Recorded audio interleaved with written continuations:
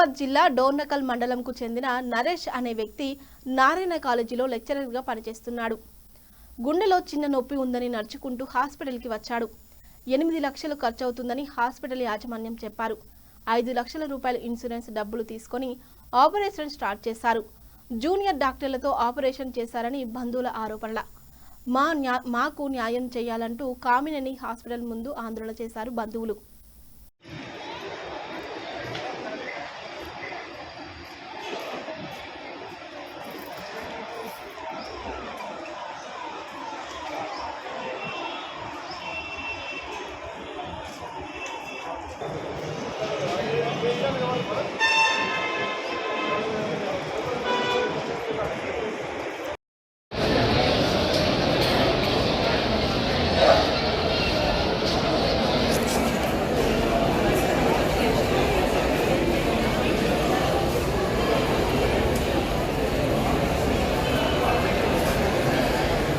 పోవడానికి 100% కారణం కామినేని హాస్పిటల్స్ యొక్క నిర్లక్ష్యం, వీళ్ళ డాక్టర్ల యొక్క ఎవరైతే 38 ఏళ్ళ మా నరేష్ చనిపోవడానికి ఈ కామినేని వైద్యమే కారణం సార్. మేము ఇప్పుడు డిమాండ్ చేసేది మీ ద్వారా, మీడియా ద్వారా మేమందరికి సమాజానికి కోరుకునేది మాకు న్యాయం చేయండి, మా నరేష్కు న్యాయం చేయండి.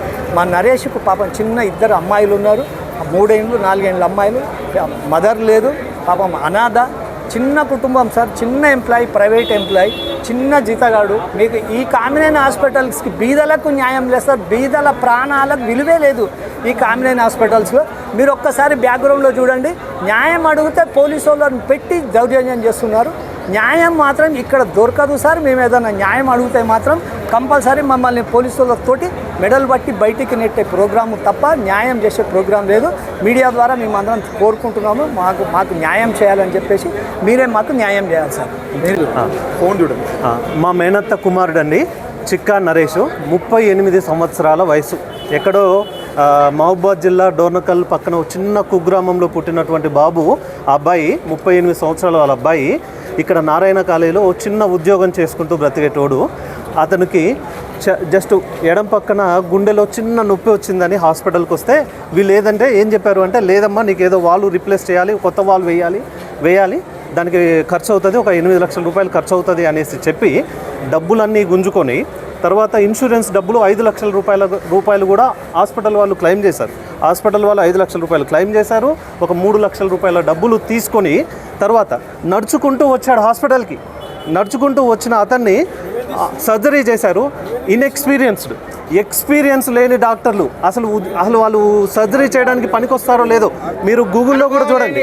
అనుభవం లేని డాక్టర్లు గూగుల్లో వెతికి చూసినా కానీ ఆ డాక్టర్కి ఎటువంటి రివ్యూస్ లేవు, ఎటువంటి స్టార్ మార్క్స్ ఎటువంటి లేని ఒక డాక్టర్ని తీసుకొచ్చి ఆపరేషన్ చేయించి బెడ్ మీదనే చనిపోయేటట్లు చేశారు. హాస్పిటల్కి నడుచుకుంటూ వచ్చాడండి.